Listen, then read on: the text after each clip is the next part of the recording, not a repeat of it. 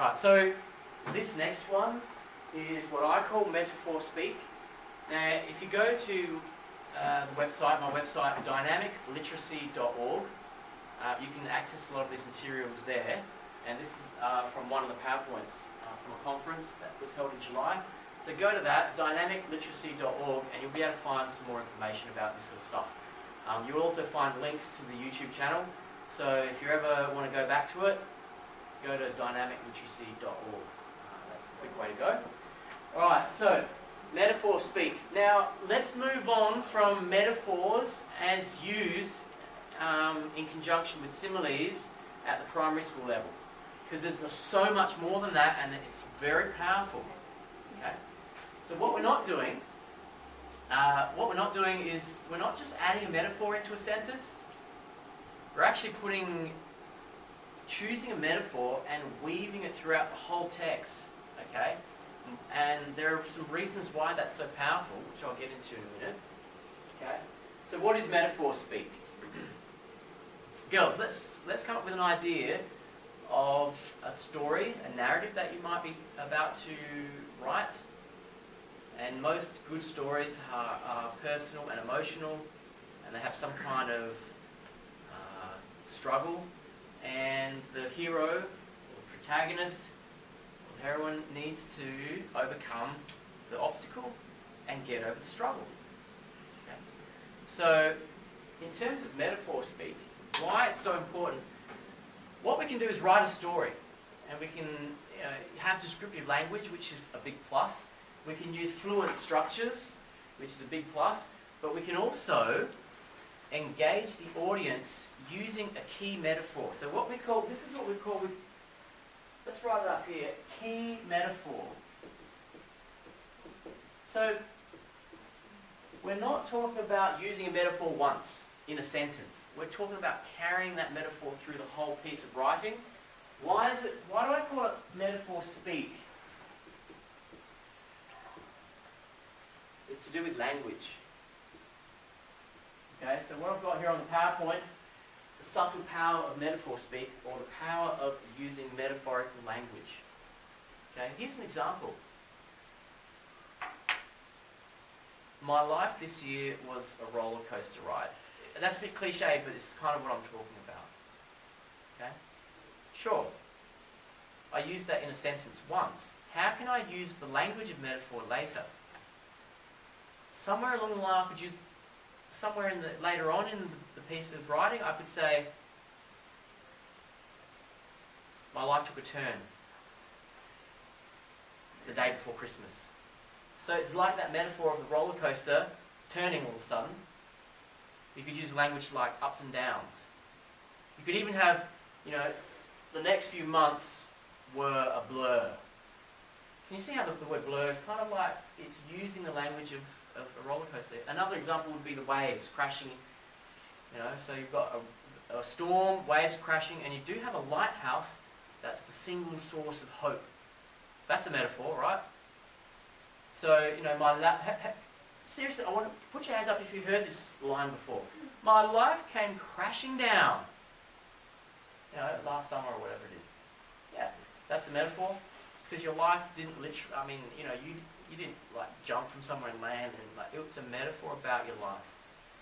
Okay, and then how could you carry that metaphor throughout your story?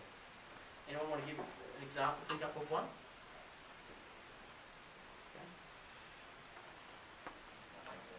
Okay, so with crashing, I'm thinking like waves. Yes. I use language like pummels. Yeah. And like powerful. And, yes. Like you almost have no control. That's right. It's just like a force of nature. Yep. And if it's, say your story was about bullying, then you could attach that language to the bully and what they're saying to you, and it hurt, and her words just pummeled me into just a mess. I couldn't get back up, and every wave just kept coming and coming until I decided I just couldn't take it anymore, and I stayed home for a week. That sort of thing. Yeah. All right. So that's what the power of metaphor speak is, and it's quite powerful. And here's the thing. Now let's look at why it's so powerful. Okay. when you have a story and you're telling a story, yes, you can take them through the plot and introduce the characters and explain what's going on, but your reader suddenly becomes more engaged when you hang it upon a picture. And that's why figurative language and imagery is so important as well. In fact, your imagery is going to probably, link in with your key metaphor that you've chosen. Okay? So what it does, because everyone can identify with those universal themes of hope, or of, the bottom of the bottom, the lowest of the low, crashing down, the walls came tumbling down on my life. Everyone can kind of identify with them. So that's why when you start using that kind of language, it makes it more colourful and people start to identify with it. Because, you know what, the reader probably has their own story. And when you start talking about the roller coaster ride or the crashing rocks or the hope that this one light, provided, they will probably think of their own life and identify with something in their life as well. It's a general, universal, it covers like a theme, it sort of fits in with certain themes, but it's related to your story. So you're linking the metaphor and the imagery with your story, which enables the reader to also kind of identify with the same feelings in a general way, and that's why it's so powerful. Okay, any questions there? Yep. Would the use of similes be helpful in the narrative as well? Similes are great as well. And they're quite useful. And you could use there's similes and metaphors in that sense tend to be one-off tools that you use in a sentence to help with, but you can use them to link in with your overall overarching key metaphor. Yeah, and there are other English terms for this sort of thing, but I'm just going to leave it at that, like extended metaphor and other things. It's very powerful. And if you listen to the most powerful speeches, they will often have a metaphor as well. Can I just say one little tip, you guys in Year 12? This is the next level of metaphor versus the cliche. Let's divide it into three. When I say cliche, you've got the roller coaster ride, the crashing on the rocks, the light at the end of the tunnel. Do you know what I mean? Like, they're used and they can be overused. But that's okay when you're learning. But if you want to advance further, so you've got your cliche ones, and then you've got your just more powerful and more individual sort of, some of them are still cliches, but they tend to be, somehow talking about overcoming an obstacle, or struggling with difficulty. So they're kind of linked, but some of them are more cliched than others, and some of them are more unique. So reaching the top of persisting until you reach the top of the mountain, and then getting there, it's like, wow, I made it. That's quite powerful. The journey is a really powerful one. So what's the journey that you're on? But here, I consider these more advanced, are the community ones. The ones about brotherhood, the earth. We're talking about climate change. We're talking about, Mother Earth. We're talking about the unity of our vision to achieve the best we can. You know what I mean? Or like, we're brothers and sisters on this planet, and we need to make a difference for our future generations. We're not really all brothers and sisters, or maybe we are, but it's a metaphor, a community metaphor, which helps bring a togetherness and a sort of a unity. So they're quite powerful as well. All right, so let's put community, okay, or unity sort of metaphors. Okay, Mother Earth and so on. Our homeland. She is the pride of, or that kind of thing. So here I've got this light coming through the clouds. Here I've got sort of like, my life was an empty shell with nothing but skeletons, like a frame of an old building. And that's metaphor speak. Now, you can also use metaphor speak when you're talking about persuasive texts and letters to the editor. So, we need to get to the bottom of this, and we need to find a solution, and we need to all get together as brothers in arms to fight this battle against climate change or Pokemon Go or whatever it is. Okay. Has anyone seen Finding Dory? Yeah. If if anyone's seen Finding Dory, you'll notice that there's some key scenes when she's younger, when she's a little girl. Princess Anne, ask the man Just pause it there for a why second. the carpet he was to sell us. So with Finding Dory, it flashes back to her past a lot when she's this little girl fish. And that's what we mean by mirror scene or mirror episode. It's something that happened in the past. And you don't find out what she did in that scene, like the final thing she did in that scene when she's a child, until you find the end of the movie and she makes her way and finds her parents.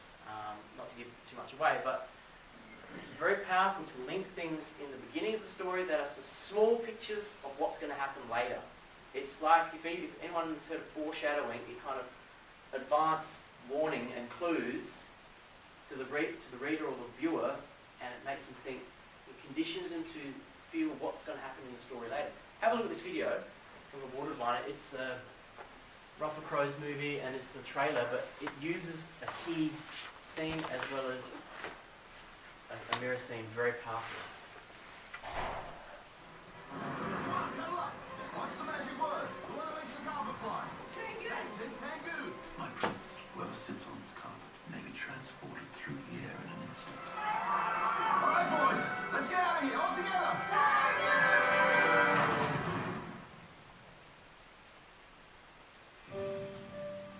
It's my job to steal my boys to manhood. I failed them. You can find water, but you can't even find your own children. 3 sons, killed. I was quite an ordeal for Eliza. I'll find them. I'll find them and I'll bring them up. Your guidebook is out of date. I didn't come here to sightsee. I'm on my way to deliver it.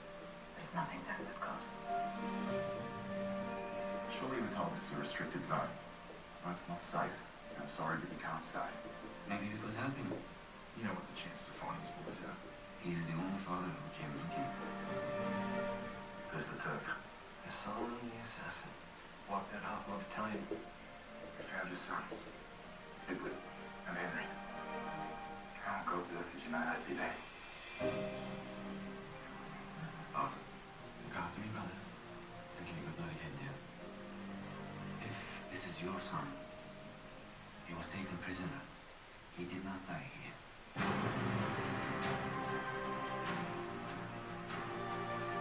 So he's alive. I don't know. But you're home. Hope's a necessity where I come from. The camps are gone. You're home. Mr. Corner. Nobody will tell me what prison camp is allowed to. I will write them here. I promised their mother I would find them and bring them home. I measure a man by how much he loves his children, not by what the world has done to them.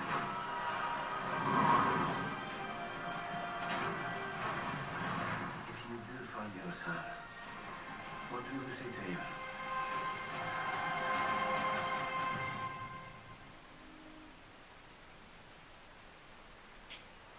Right, let's leave it there. And pause. Yep. Okay, notice it flashes back. This is the trailer, and near the end it flashes back to him on the horse, riding out into the dust storm. And that is from the mirror scene, the little kind of key scene in the beginning. Okay, and what does he say there? He says, "Okay, let's go together. Okay, boys, let's go."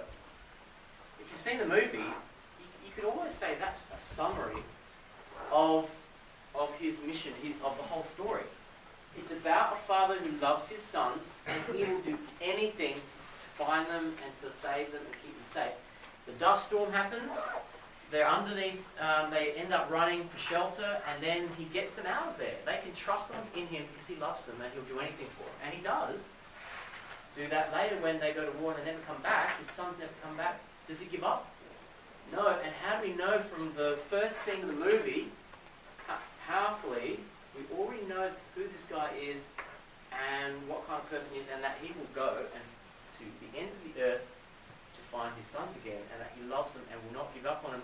Can you see how when you write your narrative, a mirror scene can be quite powerful if you include a small scene of whatever you're kind of getting at before the big scene happens. Now, for personal reflections for some of you last year, for example, the footy one about, the grand final of all grand finals, for those supporters of Fremantle.